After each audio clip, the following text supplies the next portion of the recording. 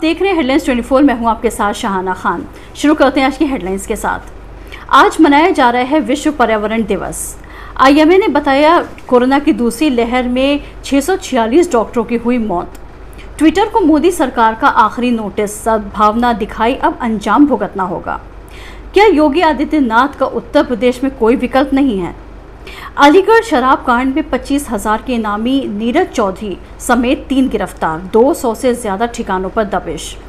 America के संक्रामक रोग विशेषज्ञ डॉक्टर एंथनी फाउची ने चीन से वुहान लैब के उन 3 शोधकर्ताओं का मेडिकल रिपोर्ट जारी करने को कहा है जिनके महामारी की शुरुआत से पहले बीमार होने की बात कही जा रही है। फेसबुक ने अमेरिका के पूर्व राष्ट्रपति डोनाल्ड ट्रंप के फेसबुक और इंस्टाग्राम अकाउंट को 2 साल के लिए निलंबित कर दिया है। ट्रंप का ट्विटर अकाउंट पहले ही हमेशा के लिए सस्पेंड किया जा चुका है।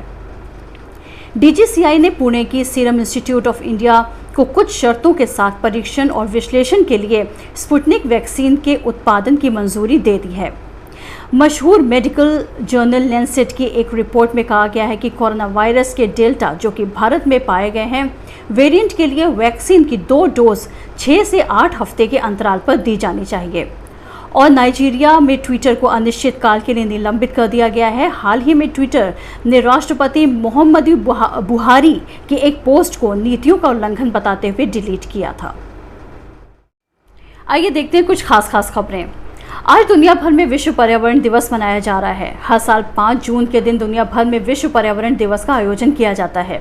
इस दिन का मुख्य उद्देश्य लोगों को पर्यावरण के प्रति जागरूक करना है। आधुनिकता की दौड़ में भाग रहे प्रत्येक देश के बीच धरती पर हर दिन प्रदूषण काफी तेजी से बढ़ता जा रहा है, जिसके दुष्परिणाम समय समय पर हमें देखने को मिलते हैं।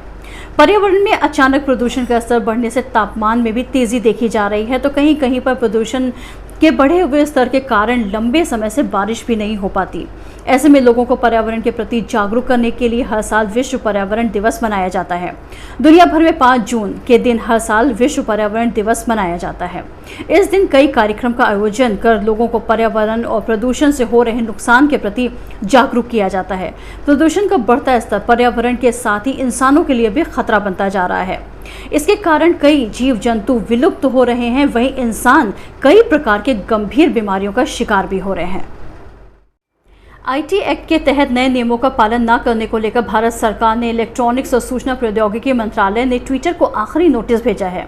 इससे पहले 26 और 28 मई को सरकार ने इसी मसले पर ट्विटर को नोटिस भेजा था। नोटिस में लिखा है, महत्वपूर्ण सोशल मीडिया संस्थानों पर लागू होने वाले नियम 26 मई 2021 से प्रभाव में आ गए हैं और इन्हें लागू हुए 1 हफ्ता बीत चुका है, लेकिन ट्विटर ने इन नियमों पर अमल करने से इनकार किया है। इन नियमों पर अमल न करने के नतीजे ट्विटर को भुगतने होंगे। नोटिस के मुताबिक अगर ट्विटर इन नियमों का पालन नहीं करता है तो आईटी एक्ट के सेक्शन 79 के आधार पर उसे इंटरमीडियरी प्लेटफॉर्म होने की वजह से मिलने वाली छूट खत्म कर दी जाएगी। नियमावली 7 में इसका स्पष्ट जिक्र भी किया गया है। इस नोटिस में भारत ने ट्विटर के संचालन के इतिहास का भी जिक्र किया है। इसमें लिखा है, इन नियमों पर अमल न करना दिखाता है कि ट्विटर अपने मंच पर भारतीयों को सुरक्षित माहौल मुहैया कराने के प्रति गंभीर नहीं है। दुनिया का सबसे बड़ा लोकतंत्र भारत अमेरिका के अलावा उन शुरुआती देशों में से एक रहा है जहां ट्विटर को उत्साहजनक तरीके से मौके दिए गए हैं।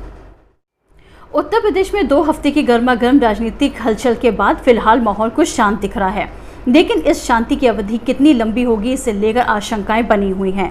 यूपी के नेताओं के साथ बैठकों के बाद बीजेपी के केंद्रीय नेताओं ने भले ही किसी बदलाव को अटकलबाजी बताया हो और सब कुछ ठीक ठाक होने का संदेश देने की कोशिश की हो, लेकिन ये संदेश इसी रूप में ना तो बीजेपी नेताओं और कार्यकर्ताओं के बीच पहुंचा है और ना ही आम लोगों के पास।